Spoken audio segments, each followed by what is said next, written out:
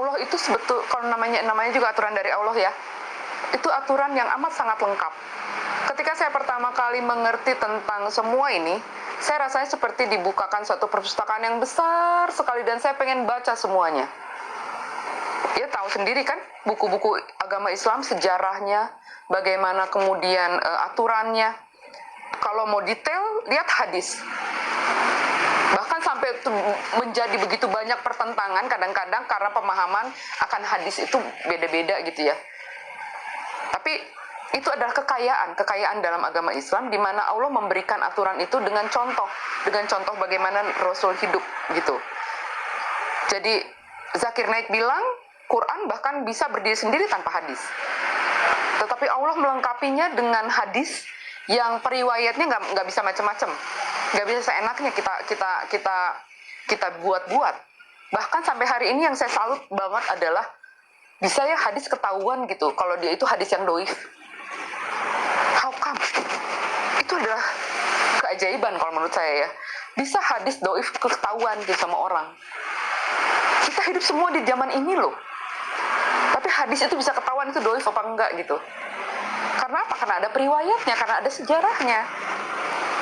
Ya kan? Felix Yao juga bilang kan, sejarah itu sangat penting. Nggak bisa lu lepas dari sejarah. Nggak bisa kamu lepas dari sejarah. Nah, jadi Islam yang kafah itu adalah aturan yang Allah berikan lengkap untuk bagaimana manusia hidup, bagaimana manusia bisa teratur hidupnya sebetulnya.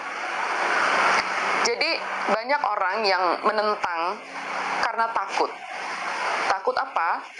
Tidak terbiasa dengan aturan yang begitu ketat dan begitu baik. Gitu sebetulnya itu. Kalau mau bicara soal kasih ya, orang Kristen banyak yang menggembar-gemborkan masalah kasih. Seolah-olah dalam agama Islam tidak ada kasih. Salah besar sebetulnya. Dalam hal ini, umat Islam harus menjelaskan bahwa justru Islam yang kafah adalah kasih yang terbesar dari Allah sebetulnya. Kasih Allah yang terbesar buat manusia sebetulnya. Supaya apa? Supaya ada aturan dalam hidup. Ketika kamu teratur hidup, ketika kamu teratur sholat, ketika kamu teratur melakukan tugas-tugas kamu akan berhasil hidupnya. Kamu akan baik sekali hasilnya. Gitu, dan di situ kasih akan muncul. Bahasanya cuma mungkin beda bahasanya aja. Seperti dalam Islam, mungkin bahasa yang dipakai di Kristen lebih familiar aja, lebih familiar gitu, seolah-olah ya. Penyaduran bahasanya mungkin yang kurang bisa belum dijelaskan gitu loh. Tapi sebenarnya Islam kafah itu adalah Islam yang benar-benar penuh dengan aturan yang membuat kita teratur sehingga semuanya akan berjalan dengan baik gitu. Jadi sebetulnya Indonesia sangat rugi sebetulnya ketika menolak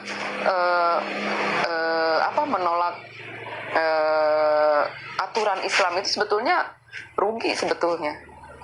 Karena apa? Karena sebetulnya secara hukum sebetulnya menyadur semuanya dari aturan Islam kok. Hukum waris, hukum apa segala macam semua adanya di Al-Qur'an kok. Gitu loh. Jadi sebetulnya ya kesempurnaan Allah itu terlihat jelas kok dalam Islam. Jadi memang kita harus hidup sebagai Islam yang kafah sebetulnya. Sebagai muslim kan kita wajib ya menyampaikan walau hanya satu ayat. Ya, harus menyampaikan gitu loh. Dan kita pasti ketika kamu merasa bahwa ada sesuatu yang kamu miliki yang baru, ilmu yang kamu miliki, selain pertama kita memang akan diminta pertanggungjawabannya dalam nanti kan kita akan diminta pertanggungjawaban harta kita, usia kita, ilmu kita, ya kan? Ada 4 kalau nggak salah itu. Satu lagi apa bang? Tubuh. Itu kan itu akan diminta pertanggungjawabannya. Nah, ilmu ini adalah salah satu yang harus kita sampaikan. Kalau nggak boleh kita punya ilmu terus itu kita diem aja ngejogrok sendiri, terus kita sendiri yang pinter, terus orang-orang pada nggak tahu, nggak boleh, itu justru salah besar. Jadi kita memang harus berdakwah bagaimanapun caranya ya.